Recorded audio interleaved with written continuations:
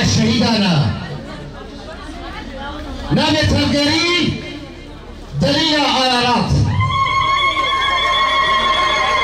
نابو باشناف كينا خليل جاي أوديروكا شهادة ديگل سپی 13 هیوادها 10,019.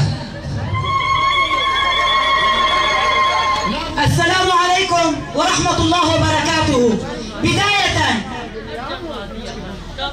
نبارك شهادة الشهيد باران قامشلو لقائد الأمة الديمقراطية وحامل لواء السلام للبشرية جمعاء، قائد الأمة الديمقراطية وأسير الحرية عبد الله أوجلان. كما نبارك شهادة الشهيد باران قامشلو لشعب روج أرفا بأكمله بعربهم وكردهم وسريانهم، هذا الشعب المقاوم المتمسك بأرضه. كلما تزداد قوات سوريا الديمقراطية بانتصاراتها يزداد منسوب الهستيريا لدى أردوغان. على أردوغان أن يعلم بأن الأرض أرضنا والتاريخ تاريخنا والسماء سماؤنا، والمؤامرات مهما كانت صعبة النصر حليفنا، والقائد عبد الله أوجلان قائدنا، والديمقراطية هي نظامنا.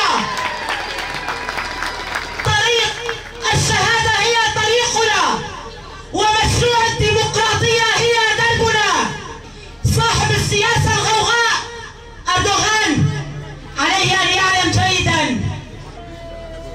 نحن لله فقط ساجدين راكعين، وبعبد الله أوجلان متمسكين، وعلى درب الحرية نحن سائرين.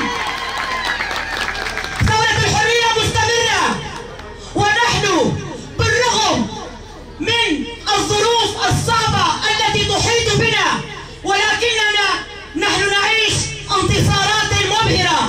نحن نعيش نشوة وحلاوة الانتصار، والطاغية أردوغان يعيش العبودية والانهيار والانكسار. عاشت قسدي.